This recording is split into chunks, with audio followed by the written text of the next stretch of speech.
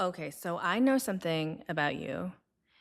If you're watching this video, you are a creative person who wants to make things. Okay, there's a story that is waiting to be born. There's a piece of art that you just cannot wait to get your hands into. There is a business idea that is like percolating and all cylinders are firing.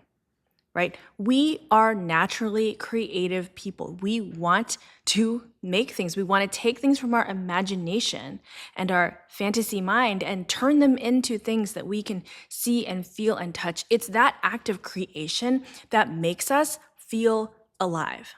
But in our race to create things, we often come up against what is a socially conditioned way of operating, which is let's minimize the risk, which is let's make sure that we are ready. That's why anytime you have an idea and you're like on the precipice and then you go to start to do it, you're like, but randomly I just got 15 very fresh and real doubts deposited into my mind. And now let me just go through each of those. Let me just create a little checklist. Make sure that I'm prepared, make sure that I'm ready, make sure that I don't flop. In today's video, I'm going to talk about this process and specifically how perfectionism is holding us back. Perfectionism and our wanting things to be in optimal condition, our need for control, our need for approval, our need to get it right is actually preventing us from moving forward.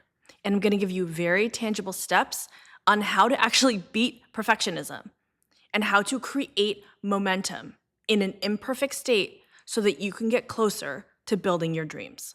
The first idea that I want to share is that you have to get the reps in, okay? To be good at anything. I don't care what it is. You want to be a chef, you want to be even a good mom, you want to be a good driver, like all the things in the world, you have to kind of suck at them first. Okay, and here's the problem is because everything takes practice, right? When you're making something for public consumption, even if it's I'm creating this little piece that I'm going to share to my like 200 Instagram followers, right? That's not private. You are creating in public. You are creating in real time. You are creating with people watching you. And so it feels cringe because you're like, I literally see people watching my stories. I literally see people and they're not engaging. They're not liking it. I'm sending out queries to agents and no one's responding, right? To actually create something means to be seen. It means to be perceived. It means to be watched. And in turn, it means to be potentially judged. This hurts. It hurts. And obviously, we're not good at the thing.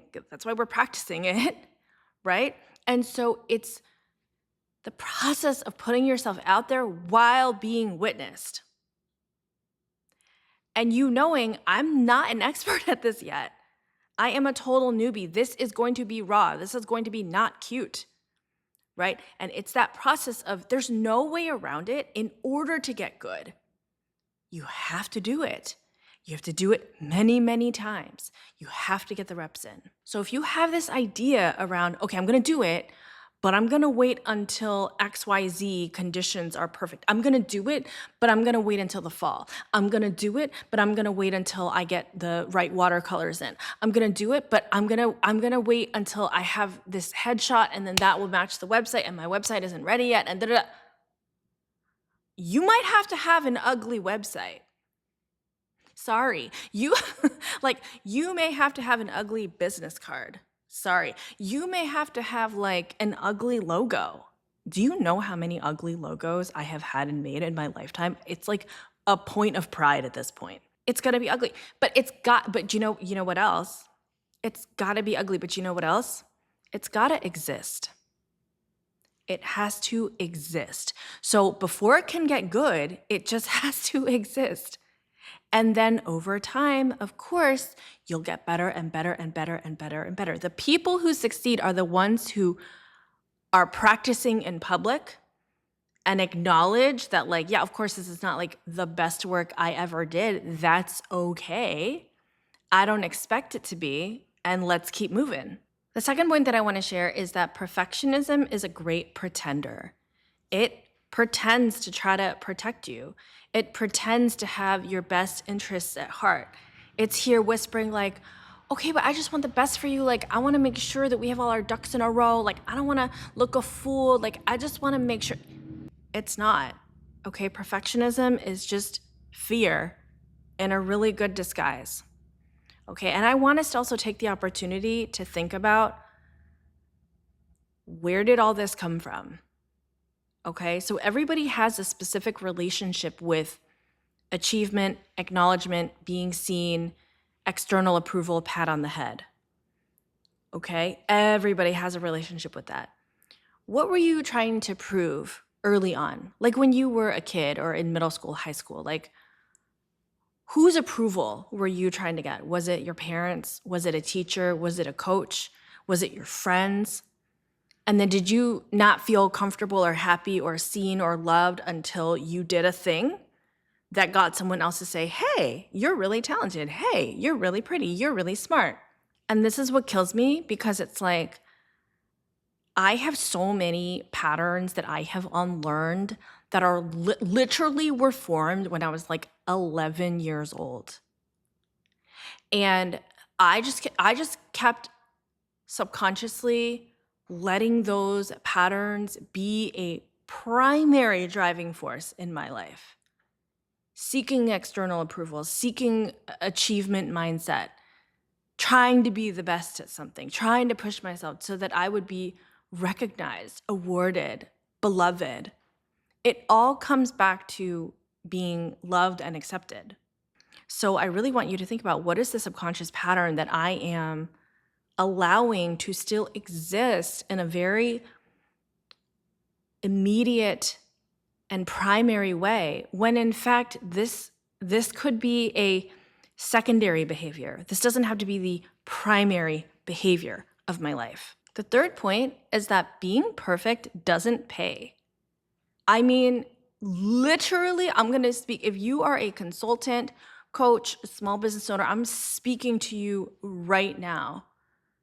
Okay? There are so many of us who are like, I just feel like I'm sort of new at this, so I'm going to charge a lower rate because I'm not like the expert in this field yet.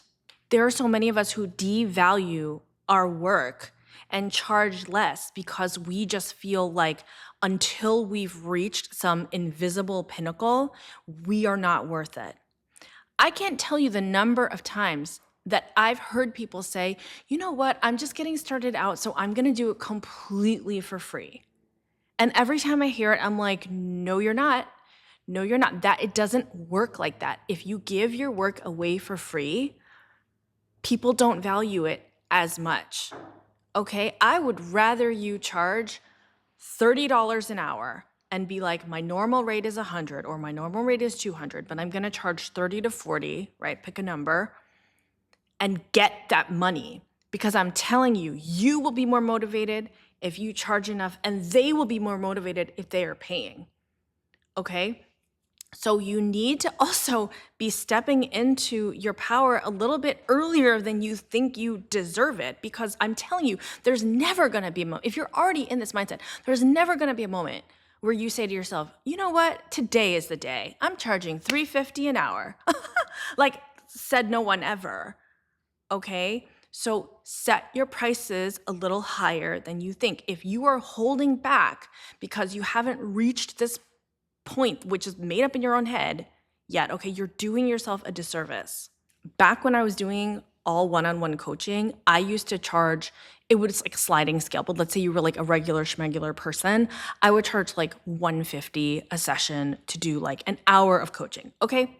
Still below market, let's be real, still below market for the fact that I have an MBA and all these years of experience, but again, I probably had low self-esteem, let's be real. Okay, then I started doing all of my spiritual training. I was doing shamanic training, I was doing yoga training, I was doing all of this additional holistic training. Okay, now logically, you would think, oh, great, so you already have this really stable, coaching business where you're coaching leaders on executive presence and negotiating their salaries, great. Let's say your rate for that is a standard 150. Now you're bringing in all of these other skills. No, guess what my bitch ass did? Guess what my dum-dum butt did? I charged less. I went and I was like, you know what? I'm still new to this and I'm incorporating more of this holistic stuff into my coaching, but because I'm not like a, master Jedi yet on the spiritual stuff, I'm going to lower my rate. What? I really did. I really went on my own website and I really said, let me decrease. Let me go ahead and subtract money. By the way, when you are a freelancer, contractor, work for yourselfer, you gotta pay tax. You gotta pay tax on everything. I can't even explain to you. In my mind, that was like the logical thing to do. Clearly, that was silly. I would never do that again. But I'm telling you, this wasn't even that long ago. This was probably 2 years ago that I did that. Okay, we're not gonna do that. Okay, let me save you that pain. Don't ever do that to yourself. Don't ever.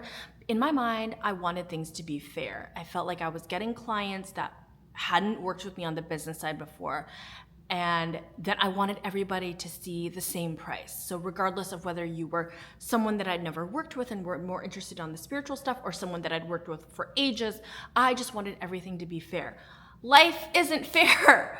I don't know why I thought that was a good idea. And then guess what? Once you have a client and your price is now, I don't know, I think I lowered it to like 110 or like 100 or even 95 for shamanic sessions, which is insane. If anything, it should have been double, okay? I just was obsessed with this idea of everything being fair and for me to look like a stand-up person. Guess what? That was just fear. That was just perfectionism. That was me being like, I don't want anyone to ever think that I am bamboozling them. So let me just take the hit. Okay? We don't need to be martyrs anymore. Don't do it. Fourth is that it is supposed to feel uncomfortable. Perfectionism is about control. It is about not letting things out of our own hands. It is about trying to control the outcome so that we can be safe and secure, so that our existing rank and status in life isn't affected by anything. It's a preservation tactic, okay? It's a survival tactic. But the thing with art and business is that it is inherently creative. And creativity has chaos baked in. Okay, it should feel a little chaotic. It should feel a little bit uncomfortable. So I want us to embrace the notion of good enough. Okay, there's no got you. There's no like getting in trouble. Okay, there's only not moving or moving forward. Like those are the two states. Okay, and moving forward feels aggressive. It feels abrasive. It feels like the wind against your face and prickly crawlies and new things and unexpected elements and things being a little bit out of your control. But that is how the fates work, is by being a little bit out of your control. And that is when the magic happens. So practically speaking, by embracing good enough, what I mean is think about the 80-20 rule. Okay, 80% done, 80% complete. Do I love tinkering with the final 20% more than anyone? Yes. Do I love to like line up the little pixels and make sure everything looks cute and double check that da-da-da-da? Okay, yes. But if I did that all day, nothing would ever get done. Okay, if we get stuck on the final 20%, then it's not complete and you can't move on. And art is all about getting stuff out there so you can learn and you can move on. Art is all about a continual reinvention of yourself.